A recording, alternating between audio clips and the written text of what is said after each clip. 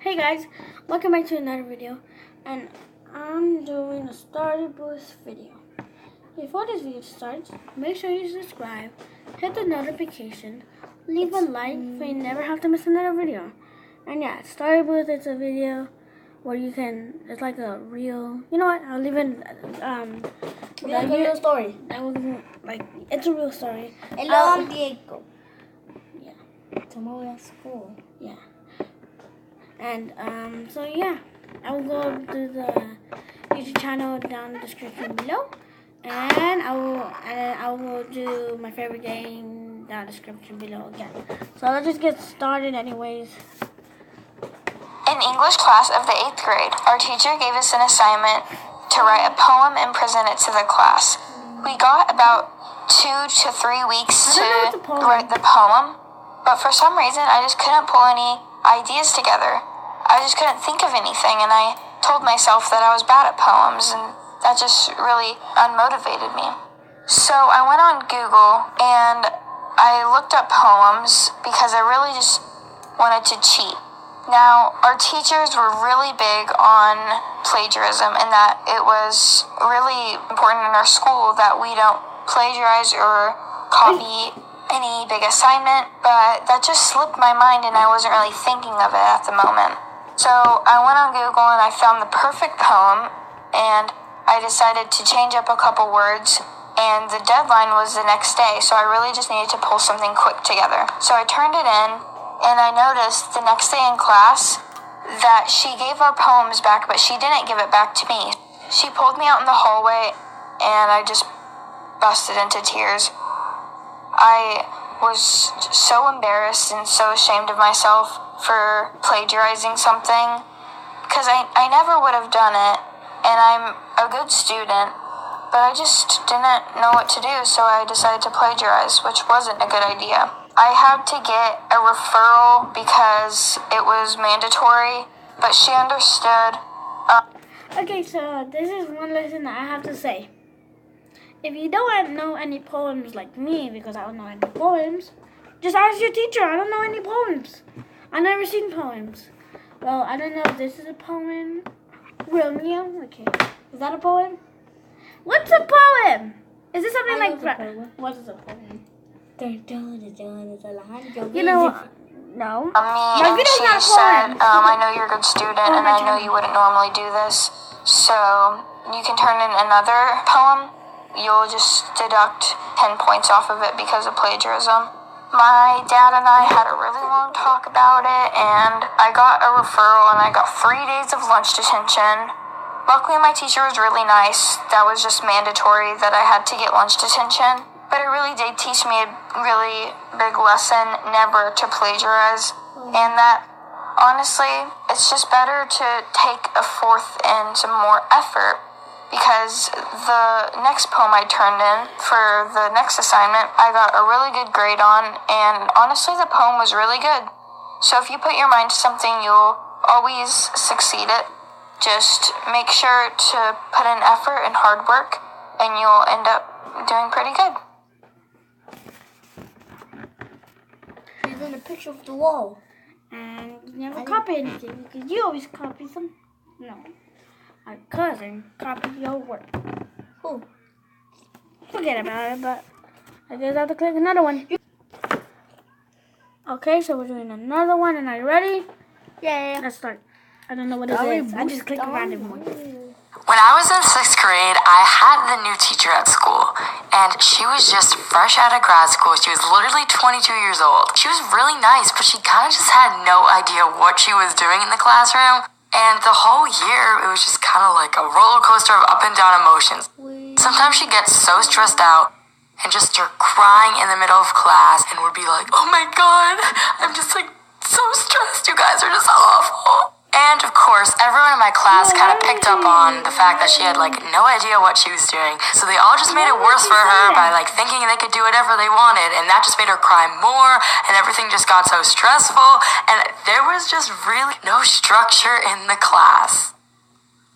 So one day we were in the classroom and we were studying ancient Greece, and suddenly I just saw her face go completely white, and she was looking at the clock. So me and all the other kids in the class just looked up at the clock too. But instead of it saying the time, it said bell. And I later found out that bell was the code word for a real lockdown, but I didn't know that yet. So my classmates and I just watched as she scrambled to lock the door, close the blinds, and then she instructed us to hide in the corner of the room. And then she just says, "Stay quiet, we're in a lockdown." And she was in tears at this point. She was shaking and she was curled up in the corner behind her desk. This was the moment when I realized this wasn't a lockdown drill. This was an actual lockdown. And I was freaked out. I just straight up asked her, "Are we gonna die?" And she looked at me, and as gravely as possible, she said, "I don't know." And that literally just sent the whole class into tears. Some kids were even trying to jump out the window. My teacher was screaming at them that if there's someone in this building, there could be more people outside waiting to get you. I was just freaked out the whole time. Yeah, if we were both in the same classroom, what would you do? Oh, I know. You know how you seen in those movies that I go on top of your head, or you go on top of my head, and then we just pretend to be like humans? You can do that, like, yes, this is a real lockdown. So, what do we have to do in the lockdown? But I would rather get a pencil, Call like 911. 5 pencils, and make like a circle of pencils. You didn't have to take the pencils out. You didn't just gonna make a hole. You didn't make a big. You're gonna bust out the window? Yeah, you don't know how to bust out the window. Okay. I was literally just thinking about dying. It's so morbid, but I was. And I was thinking about like what I hadn't done in my life yet and what more I had to do, and I was basically thinking of my last seconds. And then all of a sudden there's a knock on the door, and we all just like shot up. We thought this was the intruder. First of all, why would the intruder knock on the door? We all just stay there and we don't know what to do, even my teacher. And then there's another knock on the door, and my teacher gets up and she goes to the door. And it's another teacher. It's the teacher next door. The teacher next door asks what we're doing. And then my teacher's like, "What? Isn't there a lockdown?" The teacher next door goes, "No, they were just fixing the clock and that message came on." So then we all kind of got up from the corner. We were like, "Wait, there was no lockdown?" Then I looked into the hallway and then everything was just normal. Kids were in class, they were laughing, they were walking up and down the hall, doing their homework. There was literally no lockdown. The only class in lockdown was our class. Since that day, I've experienced a lot more lockdowns. They're really upsetting and scary, and I just wish it wasn't a reality of the world we live in. You know what? It's like me too. Wait, how did the clock not get fixed? But every time when it's a lockdown, I'm freaked out because they haven't told me it's a real lockdown. I was gonna say knockdown, and like in my mind, you know what I'm saying? I hope lockdown wasn't real at all. Like, who made the lockdown first? Did you make the lockdown? No, like, you were born. Did you make the lockdown?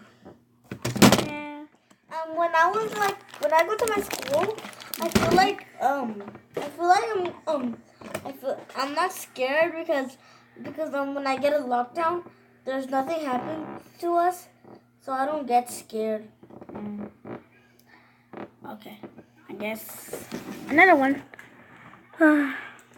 So I think we only have 2 more to go. Let me see. Yeah, 2 more to go. And let's go. Ta-da, ta-da. Yeah. I had an older sister and a younger brother. Every time my sister or my brother did activities and I wanted to join in, I was always either too old or too young, because being a middle child can sometimes be like that. Although I loved my mom very much and I knew she cared about me, just at times I felt like she loved me a lot less than the other two. My parents divorced. My mother ended up meeting a new person who didn't like me, my brother, very much. If we didn't do what he wanted, he would hit us very hard. One time he hit me so hard that I got knocked out. He was like this for a few years. It got to the point where I had to actually end up calling the police on him. But the police believed him because apparently I'm a child and I was just doing childish and making excuses. It just sucks as a child sometimes when you're not believed because of your age. When I was at school, things weren't easy either. Because of what was going on at home, I had really low self-esteem and people would bully me for being scared and by myself. For an entire year, So, I'm not a bully, I'm more of a kind person. And are you kind or no? I still need to teach you how to be kind. Because every time he's like, when I was with my dad, they start bullying me. Then sometimes they bully me. Then they say sometimes they throw my pencils, and I don't care, so I just get another pencil. So when I get bullied, come closer. I'll come closer. I don't tell my mom or my dad or anyone else. Only Diego because I don't know. But because then I always get bullied and I don't tell my mom or my dad. I had no friends at school. I used to sit by a tree by myself and eat my lunch.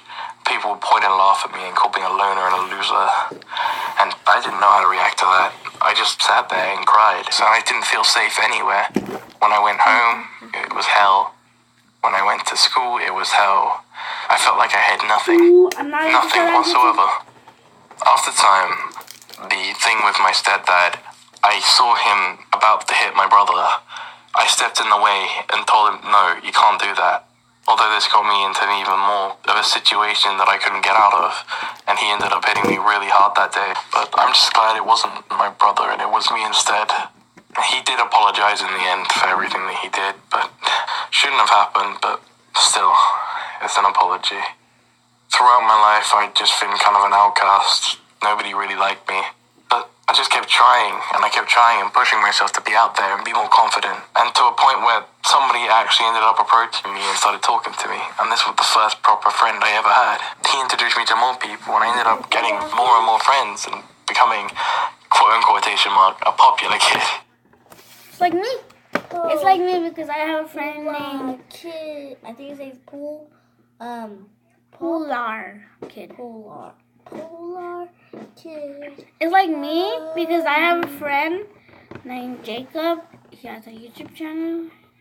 I will put that in the description and then like so then we start playing. We meet this friend and then we start meeting more people. So I have Nicholas. And you should not be saying names because they can hack it. They can hack them. Oh yeah, okay. And let's just get started. And people actually started to like me, and I felt so much more confident about myself and happier. Things were starting to go well in my life. Stuff at home had been starting to get better. Been getting along better with my brother and my sister. My mum had been treating me more evenly and exactly the same as the others. I felt like I was part of the family again. I just kept staying strong in the inside, and I didn't let all this completely take me down. Although at times I felt so defenseless and worthless, I was able to push myself to a point where I was able to get myself out there and be myself. And where I am today is very confident. I'm happy with myself, and I'm happy with who I am.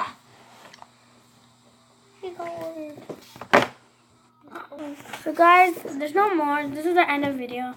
So yeah, anything to say to them? Goodbye. Subscribe, hit the notification bell, and leave a like for you never have to miss another video. Go down the link to see Story Booth, my favorite game, and my friend's YouTube channel. So bye.